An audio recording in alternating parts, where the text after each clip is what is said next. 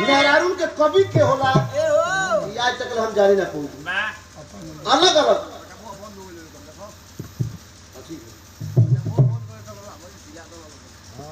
अलग अलग भाव से गीत गावली मेहरारू गावली की के करी बसिया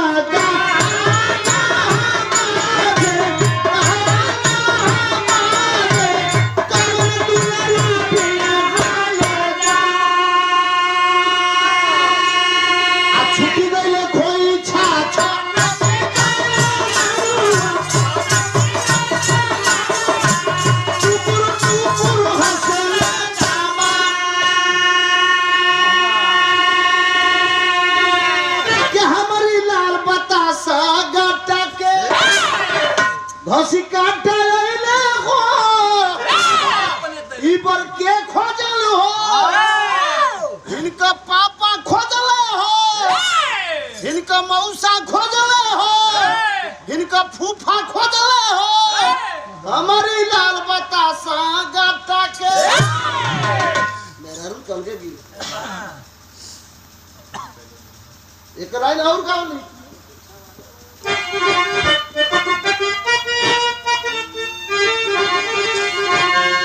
के मोरे पीछा वाला अरे छिछली गहिया महाराजा फूलवा फूलाला कचना फूलनो है दोइली अरे नूरजहां के बहिनिया महाराजा रे उनका गौरव रही जा महाराजा कोई ना जाने यो जाने ई मत जानो बहुत गादे गीत हम मेहरारू के बहुत गीत मेहरारू गीत घंटा की पारी में फरेला सो पारी हो मेहरारू के गीत लेकिन है भाव सुना वो समय का भाव बा जौने समय सब लोग गांव के लोग अपने अपने घर में समा गए भाव वागी पाखिया बसवरिया में सुगाना अरे बसवरिया में सुगाना बोलल सिहारी बसवरिया में सुगाना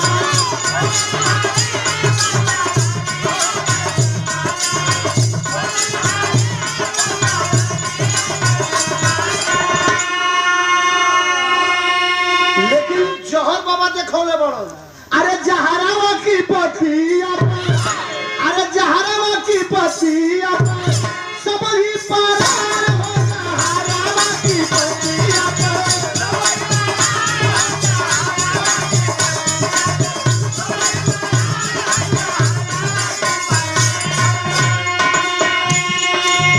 गोवा के लोग भागे जनावा मचाई रामा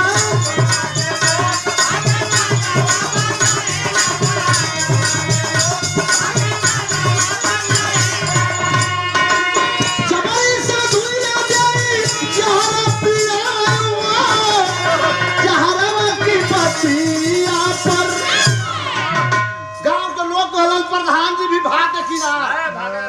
मरे जाई भाई लेके बाबा शीशी हिलावो तन जे करे घर में से दरवाजा में से खिड़की में से लोग झांकोता मेहरारू यही ना शीशी देखा फोन को ये क्या लेते रे कोई के घर वाले के पिया अब देखो अब बाबा लेके चलना के करी लगे परिवार के 4 लोग बचल माई बाबू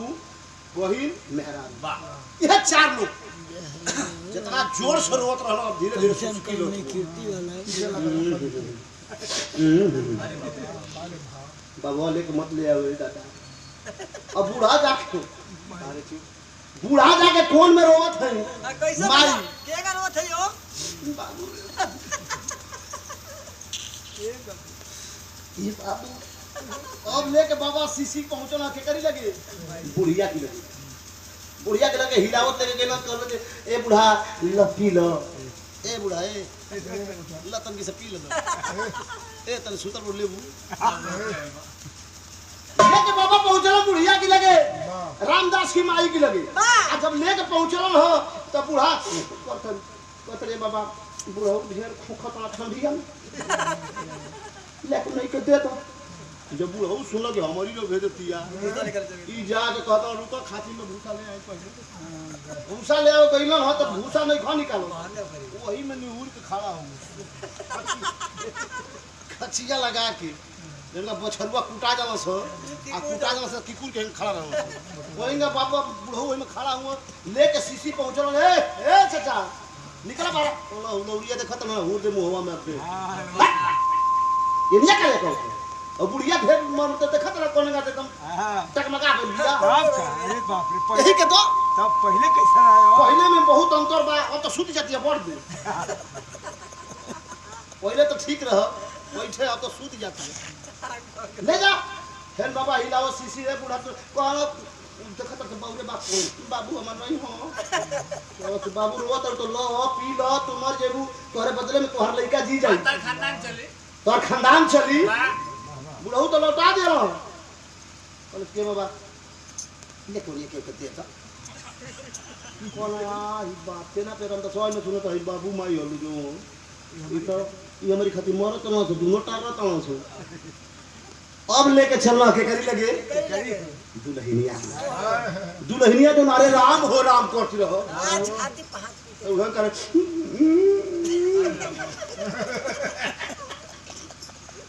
अब कहाँ भागल रसिया की लगवा से हट के जाके अपन घर में कोई कोई करत पूरा के बचवा ऐसा में कोई ना आवन छो बाबा लेके सीसी पहुंचला घर में ए बौनी कहाँ बाड़ू बबनी कहाँ बड़े बनी तल्ले ल तो सुतले सुतले पी ले अब देखा दुल्हन जा को या नहारे बैठल बे लेके सीसी जब दुआरी पर पहुंचला बाबा तो कल से ए बाबा जोहर हो कल जोहर ना तो माथा ले तो के घुर के पी ले ते मर जेबे तोरे बदला में तोर सैया दीदी जइयो तब कहतिया का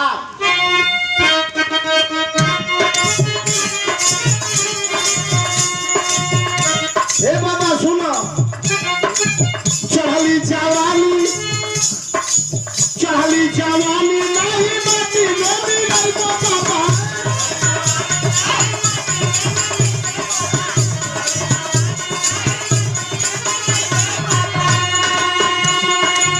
लेकिन नहीं यार भाई मैं दिला विचार हो जा हमारा की बतिया पर भाई मेरा हो जा हमारा की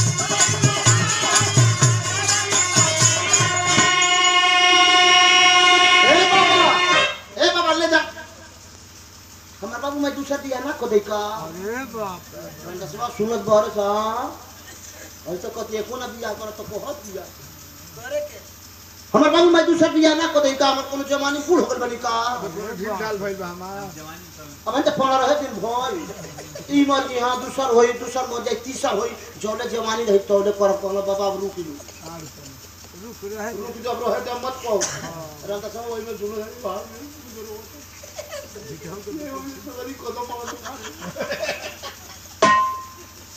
वही में सर अब देखा आँख में साफ कि ना जे तोहरे खाती मरत रहो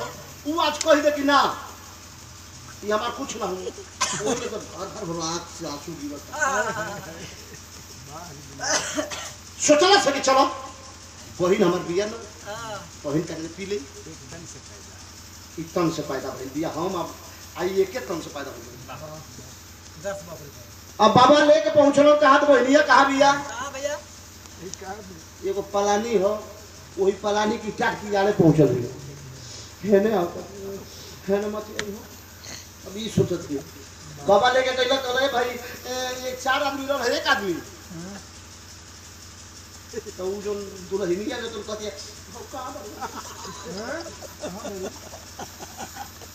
सारा कर अपने नहीं खेत देती है कहते जी हौका बन कब मोहे एक आदमी चटवा गया लेके बाबा पहुंचल बहनिया की मेरे बहनिया सुस्कत में कैसे कहते ए बाबा सुनो साफ जवाब बा हमार अगर तो हमके जहर पियबो हम मर तो 2 आदमी मरी कैसे कैसे रे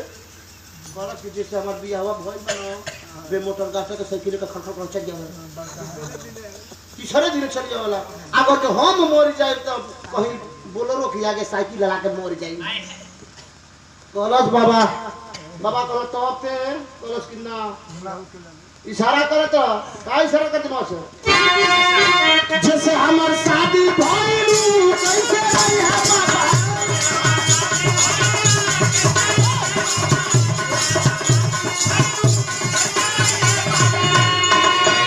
बाबा अब हम वो पिया बुअन ना फिर बाबा शीशी लेके लौटला के करी लगे बुढ़िया की लगे ए बूढ़ा पी रहा तो कहिया दाब के ठेल दे कते ना ओइ बहन लगा मुके तो तक मार तक मुंह तो बाबा कॉलेज की अरे यो गाड़ी दिया कान बस के सुना बाबा जा पर मर जे हम लइका देखे आए जाए हम जी दमा के जूठ काट खा के हमार जीवन बीत जाए और बुढ़वा के दोनों बुढ़वा तो ओरी भागा तक कत रुका मैदान को आवे भाई ये दोनों मैदान को लग गया रमेश भाई को दोनों मैदान लग जाला कला रुका रुका बाबा तनी फ्रेश हो जाओ तो चलो कहिबो तो पियबो ना कि नाही ओनिया हम रह जाई दियावो तानी ओनिया हम रह चलो चोरी ना देबो तोले ना आई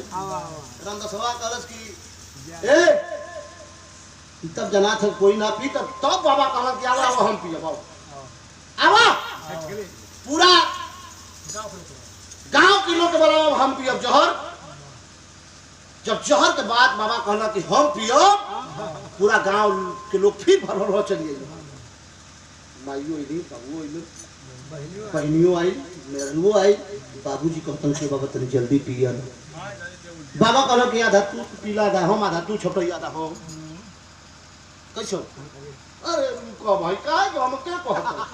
दूरे राखा है तंदूरी राखो ना काहे के हिलावत नहीं है कहीं छिटको पर देखो घबरा दे चला तो कौन जोहर हो बाहर बाबा वाह सिद्ध कर हम बाबा रामदासवा के कपार पर हाथ लगलो उठा के बैठा दे भाई देख के बात तुहार देख ले बाबा माई एली रोत दुल्हनी आई रोत दुल्हनिया कह मार कर फाटी जाई सब देनी भाग पैसा रे जो 3-4 गो बिया करे जो कलस की ना यू करो जा रे तब मारो जो तार ठीक हो जाई बाबा से रामदास कलम के बाबा सब कुछ देख लिया हम हार गए सब हार गई बाबा दुनिया स्वार्थी बा मार गई लेकिन बाबा आज से ये परिवार में हम ना रहो अपन चेला बना ला बाबा जहाँ रहो तहाँ तुहार सेवकाई करब तुहार फलहार बनाई भोजन बनाई तो के खियाई अपन खाई इशारा कर थो बाबा से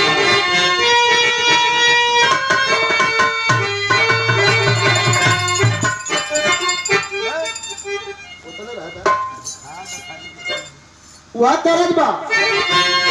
किया मछरी किया वाला किया मछरी पिया मेरा नैया हमके मछरी खियावेला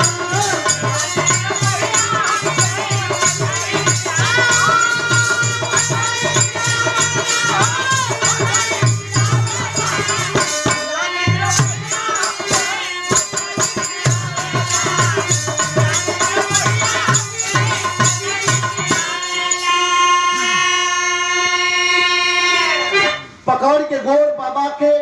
रामदास धक रोवल कार बोला हमारे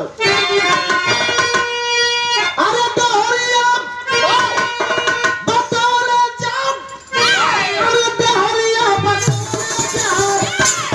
आ गुरु हमर गुरु दोहरिया बतौले जाब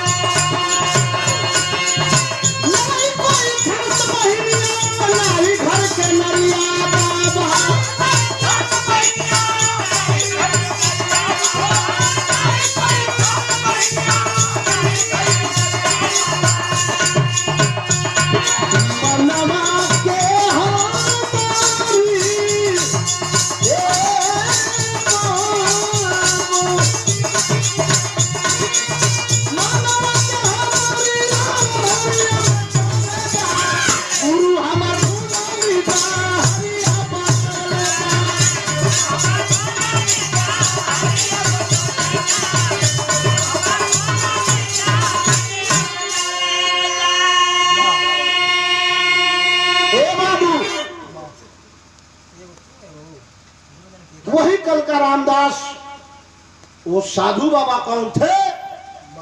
रामानंद गुरु स्वामी जी थे। वही भक्त रामदास के नाम से प्रसिद्ध हुआ।